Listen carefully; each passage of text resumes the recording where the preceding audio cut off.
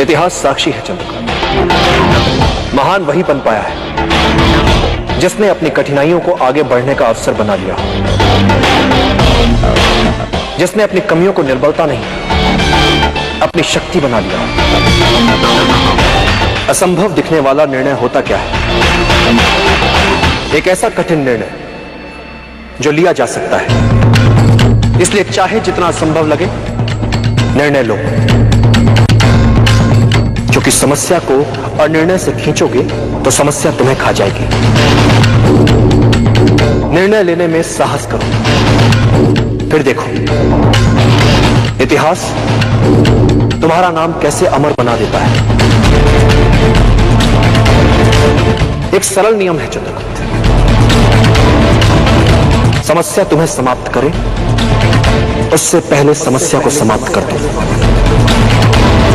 जड़ से मिटा दो, ताकि वो अपना सर ही ना उठा, वो अपना सर ही ना उठा, वो अपना सर ही ना उठा। बुद्धिमान नहीं वो बचेगा जिसमें अनुकूलन की क्षमता अधिक हो, जिसने स्वयं को परिस्थितियों के अनुरूप ढाल लिया, वही संकट से बच पाएगा। यही सार्वभौमिक नियम है। मेरा सदा पराजय की अनित्यता में विश्वास रहा है। अनित्य होती है पराजय। व्यक्ति चाहे तो फिर से प्रयास कर सकता है विजय के लिए।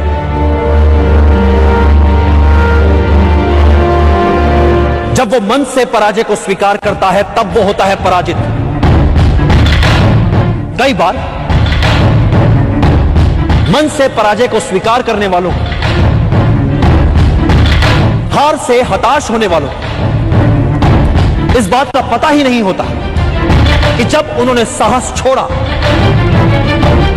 तब वो विजय के कितने निकट थे। हर पराजय विजय यात्रा के मार्ग में आने वाली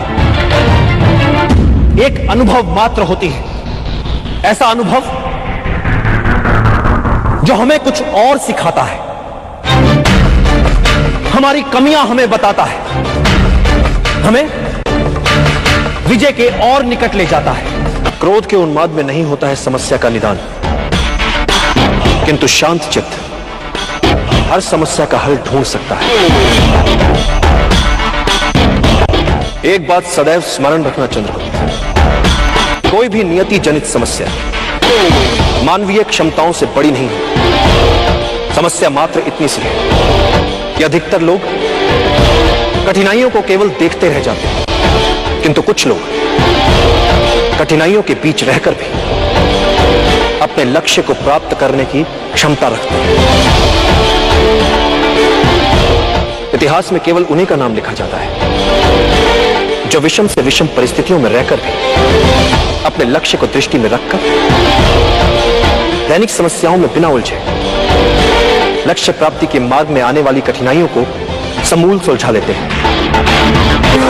सबसे बड़ा शस्त्र मनुष्य की बुद्धि और उसका विवेक होता है।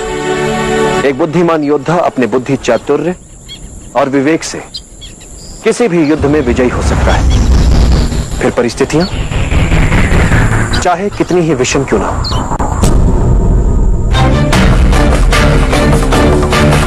शासन के लिए सभी मनमाने अधिकारों का केंद्र नहीं हो सकता, क्योंकि मेरे विचार से राजा को एक निश्चित समय के लिए शासन मिलना चाहिए, जीवन भर के लिए नहीं।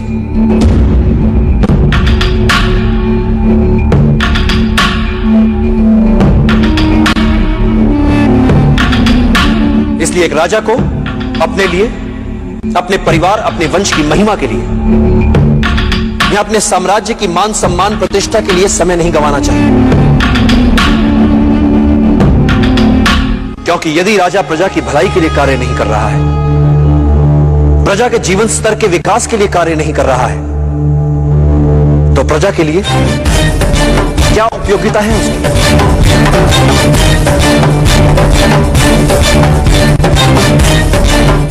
मैंने तुमसे कहा था ना कि चाणक्य बहुत गुणी है। एक राजा का शासन तभी तक तर्कसंगत है जब तक वो प्रजा के हित में है, अन्यथा उसका कोई अर्थ नहीं, कोई औचित्य नहीं।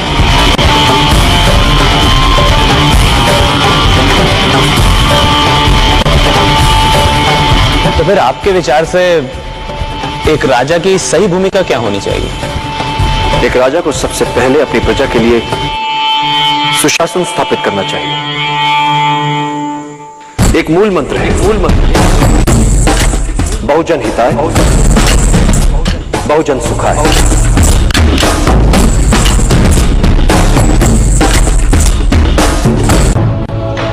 किसी भी योद्धा के लिए युद्ध में सबसे महत्वपूर्ण शस्त्र होता है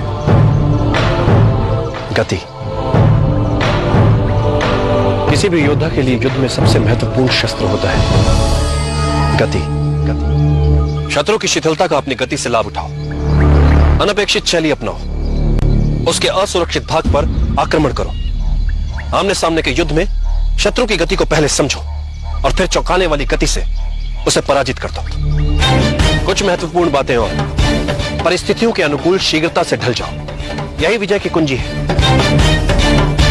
और युद्ध में मृत्यु के लिए सदा तैयार रहो। जिस घड़ी तुम्हें लगे कि अब कोई मार्ग नहीं बचा, उस समय उनका स्मरण करो जिनके लिए तुम जी रहे हो। नहीं पाता, मैं जब भी कोई योजना बनाता हूं तो उसकी सफलता को लेकर संशय मेरे मन में भी रहते हैं। मैं योजना की परिकल्पना को अनुभव और अंतर्दृष्टि के साथ सोचे समझे संभावित संकटों का ध्यान रखते हुए कार्य में लाने का प्रयास करता हूं, किंतु कार्य की सफलता योजना, भाग्य और अंतरात्मा के स्वर के मिले जुले असर से तय होती है।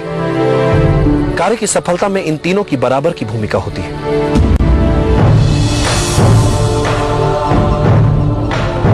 सफलता के लिए अर्जुन की तरह हो पाना उचित रहता है, मात्र लक्ष्य की ओर दृष्टि और कहीं नहीं। तो मैं सचमुच आपकी सहायता कर पाऊंगा। एक शिक्षक का महत्व तो समझ नहीं पा रहे, तो इस अभियान में क्या सहायता करोगे मेरी? माना कि एक साहसी योद्धा एक युद्ध जीत कर दिखा सकता है, किंतु एक शिक्षक किसी साधारण जन को उस युद्ध को जीतने के योग्य बना सकता है। किसी भी युद्ध को जीतने के लिए चुनौती उस युद्ध के लिए अच्छे योद्धाओं को ढूंढने में नहीं, चुनौती है साधारण जन को युद्ध का कारण बताकर उन्हें असाधारण बनाने में, जो एक शिक्षक ही कर सकता है। तुमसे बिना कोई मूल्य लिए एक सीख देता हूं जिसकी मुझे लगता है आवश्यकता भी है तुम्हें। अपने विचारों को वश में रखो, क्योंकि यही तुम्हारी वाणी बनेंगे। अपनी वाणी को वश में रखो, क्योंकि यही तुम्हारा कर्म बनेगी। अपने कर्मों को वश में रखो, क्योंकि यही तुम्हारी आदत बनेंगे। अपनी आदतों को वश में रखो, क्योंकि यही तुम्हारा चरित्र बनेगी। और अपने चरित्र को वश में रखो, क्योंकि इसी से तुम्हारा भाग्य बनेगा।